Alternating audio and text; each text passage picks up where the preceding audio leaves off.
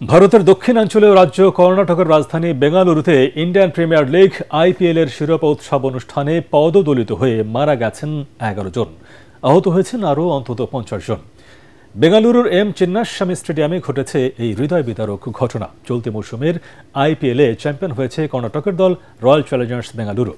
এই বিজয় উদযাপন উপলক্ষে বিকেলে বেঙ্গালুরু শহরের বিধানসৌধ এলাকা থেকে এম চিন্নাস্বামী স্টেডিয়াম পর্যন্ত বিজয় মিছিল হওয়ার কথা ছিল।